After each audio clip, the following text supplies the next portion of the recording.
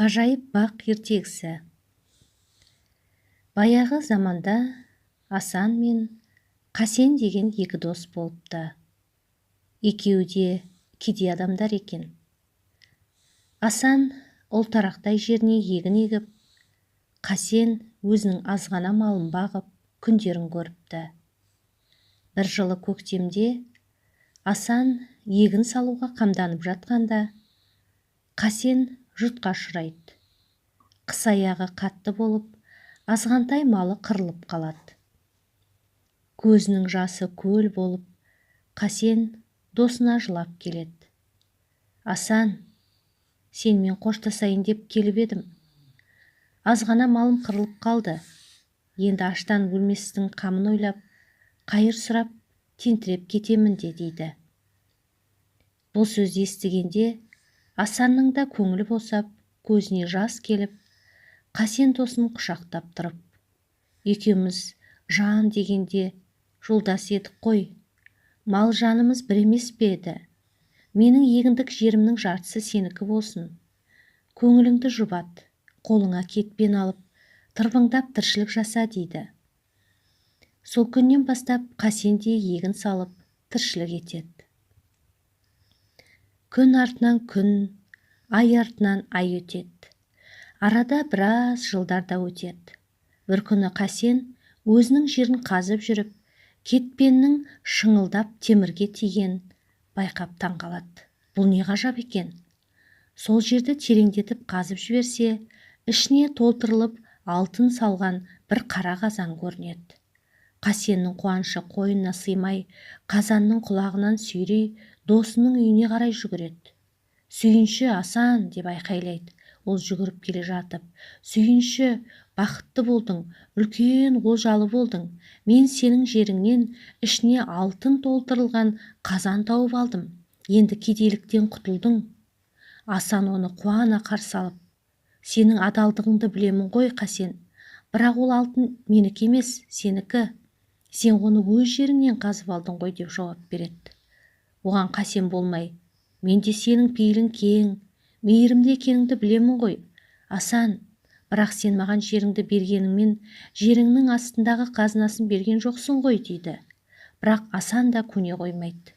Ардақты досым, жердің асты үстіндегі қазынаның барлығы сол жерге маңдай терін төгіп еңбек еткен адамдікі, дейді. Алтынды алғысы келмей, бұл екеуі ұзақ таласады. Ақыры Асан мынадай бір байлам айтады. Таласты қояйықшы, Қасен. Біздің балаларымыз бар ғой, алтынды соларға берейік. Тым болмаса біздің балаларымыз кіріптарлық көрмесін, дейді. Бірақ алтынды балалар да алмайды. Жас жігіт алтынды дорбасына салып алып, жолға шығады. Ұзақ уақыт сапар шегіп, арып, ашып, күндердің күні болғанда хан ордасына келеді. Қаланың қақпасына кірісімен-ақ базарға барып, миуа ағашының тұқымын іздейді. Базарды аралап жүргенде арт жағынан керуеннің сылдырлаған қоңырауы мен біреудің айғайлаған ащы даусын естиді. Жас жігіт артына жалт қараса, ұзыннан ұзақ тізілген керуен келе жатыр екен. Түйенің қомына, жүктің орнына ой мен қырда, су мен шөлде болатын құс атаулыны тірі күйі теңдеп алған. Оларды аяғынан матастырып байлапты. Құстардың қанаттары қайырылып, сынып, жел ұшырған мамықтары ақша бұлттай қалқиды. Түйелер аяңдаған сайын, бейшара құстар тыпырлап, адамның сай сүйегін сырқырата шырылдайды. Осыны көргенде жас жігіттің жаны удай ашып, шыдамы жетпейді. Сығылысқан қалың жұрттың ішінен жарып өтіп, жігіт керуен басына келіп, әдеппен тағзым етіп, «О, тақсыр, мына бейшара құстарды осыншама қинаған кім? Мұны қайда бара жатырсыз?» деп сұрайды. Керуен басы, «Біз хан сарайына бара жатырмыз. Бұл құстар ханның соғымы.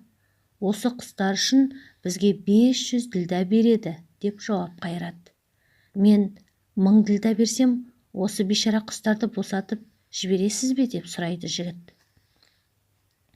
Керуен басы жігіттің жұпыны түрін көріп, оның сөзін елең етпей жүре береді. Сол кезде жігіт иығындағы дорбасын алып, керуен басына алтынын көрсетеді. Керуен басы өз көзіне өзі сенбей қайран қалады. Құстарды босатып жіберіңдер деп әмір етеді. Бұғаудан босаған құстар тобымен аспанға көтеріледі. Керуеннің әкеле жатқан құстары тым көп екен. Олар жапырлай ұшқанда күннің көзін бүркеп, қанаттарынан ескен жел дауылға айналады. Жігіт ұшып бара жатқан құстарға ұзақ қарап тұрып, құстар көрінбей кеткеннен кейін қаудырлап бос қалған дорбасын иығына салып алып, кейін қайтады. Қуанышы қойнына сыймай, аяғы жерге тимей әндетіп келе жатады. Бірақ ауылына жақындаған сайын көңіліне уайым кіріп, істеген ісіне өкініп, қайғыра береді. Басқа біреудің қазынасын ойыма келген нәрсеге жұмсағаным қалай болды? Кем-кетіктер үшін бақ екемін деген өзім емес пе едім? Ұстазыма мені тұқым әкеледі деп күтіп отырған ақ көңіл адамдарға не деймін деп ойлайды. Жігіт осылай өзіне өзі ыза болып келе жатады. Бара-бара қайғысы үдеп, әбден арып, құлап қалады да жылайды. Ақыры қайғы қасіреттен қажып, қалғып, ұйықтап кетеді. Ұйықтап жатып түс көреді. Түсінде әлдеқайдан бір әп-әдемі бұлбұл ұшып келіп, көкірегіне қонып, тамылжыған әсем әнді әуенмен: «Уа, кеңпейіл жас жігіт, сен көп қайғырып налыма. Еркін құстардың саған беретін алтыны жоқ, бірақ сенің жақсылығыңды басқа жолмен қайтарамыз. Ұйқыңнан оянып, жан-жағыңа қарашы. Көзіңнің жасы тыйылмас па екен» дейді. Осыны айтып бұлбұл пыр етіп ұшып кетеді. Жігіт көзін ашып, жан-жағына қарап таң-тамаша қалады. Кең дала қаптап қонып отырған құстарды көреді. Құстар сирағымен шұңқыр қазып, аузындағы дәндерді сол шұқырға салып, қанатымен топырақты сыпырып көміп жүр. Жігіт қозғалып кеткенде, құстардың бәрі лап етіп, аспанға ұшады да кетеді. Тағы да құстар күнді қалқалап, қаққан қанаттарымен ескен жел дауылға айналады. Жігіт жан-жағына қараса, құстар қазған әрбір шұқырдан жас шыбықтар көктеп, шыға келіп, өсіп, бұтағы келтеленген, жапырағы жайнаған үлкен ағашқа айналып жатқанын көреді. Қас қаққанша болған жоқ, ағаштың бұтақтарына жайнаған гүлдер өсіп шыға келіп, жұпар иісі аңқып кетеді. Содан кейін гүлдер ұшып түседі де, оның орнына қып-қызыл нарттай алмалар өсіп шыға келеді. Қас қатар тізілген ағаштардың арасынан пісіп тұрған жүзім, бал татыған өрік, жарқыраған көл, көкірай шалғын бәйшешектер көрінеді. Жапырағы жайқалған ағаштың саясында жолдың екі жағын таспен шегендеп тастаған арықтардың суы сылдыр қағады. Ал ағаш басында жігіттің түсінде көрген бұлбұлдары тамылжыта ән салып, пырылдап, ұшып қонып жүреді. Жігіт қайран қалып, өңім бе, түсім бе деп сенбей жан-жағына қарай береді. Өңі мен түсінің қайсы екенін айыру үшін қатты айғайлап жібергенде, өз даусының жаңғырығын ғана естиді. Жайнаған бақ ғайып болмай сол орнында тұр. Өңі екеніне көзі жеткеннен кейін жігіт өкпесін қолына алып, қарияның үйіне қарай жүгіреді. Келісімен болған уақиғаны бастан аяқ айтып береді. Әңгімені тыңдағаннан кейін ұстазы және оның 3 шәкірті Асан мен Қасен, олардың балалары бақты көрмек болады. Жігіт жол көрсетіп, оларды ертіп келеді.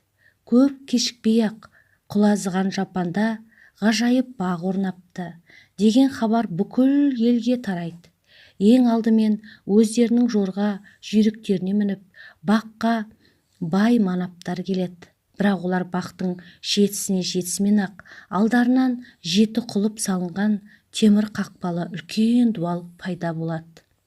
Қақпадан өте алмайтынына көзі жеткен ақсүйектер ерлерінің үстіне шығып, дуалдың үстінен қолын созып, алмаларды жұлып алмақшы болады. Алмаға қолы тиісімен-ақ естерінен айырылып жерге құлап түсіп жатады. Мұны көрген соң-ақ бай мырзалар зәресі ұшып, аттарының басын бұрып, ауылдарына қарай қашады.